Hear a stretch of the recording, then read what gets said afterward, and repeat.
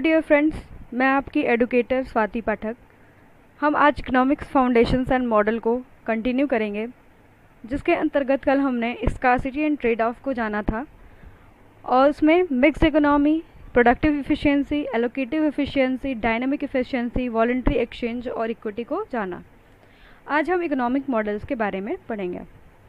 Economic models is the simplified version of reality. ये क्या होता है? सिंप्लीफाइड वर्जन होता है जो कि एनालाइज करता है रियल वर्ल्ड इकोनॉमिक सिचुएशन को। मतलब एक छोटा version, simplified and small version, which is small version and use to analyse the real world economic situation. जो रियल वर्ल्ड के सिचुएशन को क्या करता है?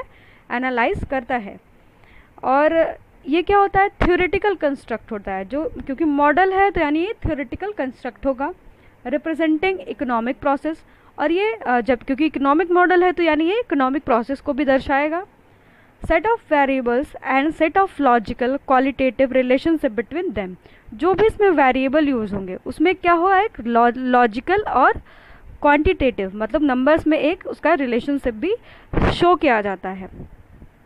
अब इकोनॉमिक मॉडल्स कितने तरीके के होते हैं?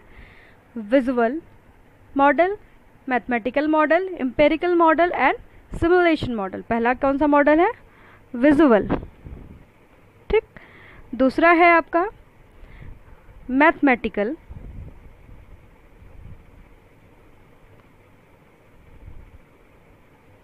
मैथमेटिकल हो गया, स्पेस कम है मेरे में। और नेक्स्ट क्या हो जाएगा आपका? एम्पेरिकल।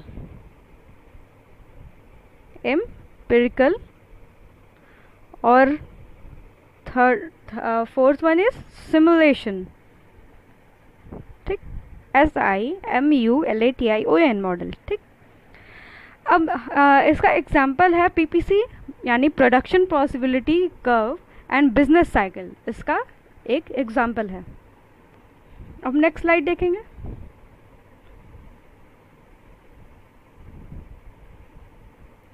इकोनॉमिक मॉडल के बारे में थोड़ा और जानेंगे। To develop model, economist generally follow the these steps. जब इकोनॉमिस्ट क्या होता है, जब भी कोई मॉडल बनाने जाते हैं उसके पहले क्या ये स्टेप्स को वो फॉलो करते हैं। पहला स्टेप क्या है? Decide on the assumption to be use developing the model. जब वो कोई मॉडल बनाते हैं तो कुछ एजम्पशंस लेते हैं। एजम्पशन क्यों लिया जाता है? क्योंकि जो अभी का, जैसे मान लीजिए अगर एजम्पशन नहीं लिया जाता कि प्राइस क्या है, अभी स्टेबल है, मान के चलते कि प्राइस उसका अभी क्या है, इतना ही है, तो ये एजम्पशन इसलिए लिया जाता है क्योंकि वो एजम्पशन नहीं लिया जाएगा क्योंकि वो थ्रू द जब टाइम बीतता है तो वैसे क्या होता है, प्राइस चेंज होता रहता है। ठीक है। और टेक्नोलॉजी भी बदलती रहती है, इनोवेशन भी बदलता रहता है। तो ये एजम्पशंस को अक्सर देखोगे कि कोई मॉडल में इकोनॉमिस्ट क्या लेते हैं? कांस्टेंट मान लेते हैं। ठीक है। नेक्स्ट क्या है? Formulate the testable hypothesis. अब वो कुछ हाइपोथेसिस मान के चलते हैं कि ऐसी चीज़ें होंगी और use the economic data to test the hypothesis. और कुछ इकोनॉमिक डाटास का भी वो यूज़ करते हैं अपने हाइपोथेसिस को टेस्ट करने के लिए। Revise the model if it fails to explain the economic data. और अपने मॉडल को क्या करते हैं? वो रिवाइज करते रहते हैं कि उसका जो है वो मॉडल है वो फेल ना हो सके, उसमें डाटा यूज़ करते हैं। Retain the revised model to help answer similar economic question in the future. मान लीजिए कोई उनके मॉडल के अगेंस्ट अगर मान लीजिए सवाल उठाता है तो वो डाटा को रिटेन और रिवाइज करते रहते हैं। तो ये सब जो होता है 5 बेसिक स्टेप्स है जो कि मॉडल तैयार करने के लिए कोई भी इकोनॉमिस्ट क्या होता है, यूज़ करता है। ठीक। अब नेक्स्ट क्या देखते हैं? Forming and testing hypothesis in economic model. A hypothesis is a economic model, a statement about economic variable that may be either correct or incorrect. कभी कभी जो हम hypothesis के अंतर्गत जो भी variable लेते हैं वो क्या होता है? कभी कभी correct भी होता है, कभी कभी incorrect भी हो सकता है। Economic variable क्या होता है? Something measurable that relates to resources that can be different values, for example wage, price, litre of water. Variables यही होते हैं, जो जैसे वेज माना, जो वर्कर का क्या होता है, वेज होता है, प्राइस किसी चीज़ का, और क्या होता है, लीटर ऑफ वाटर।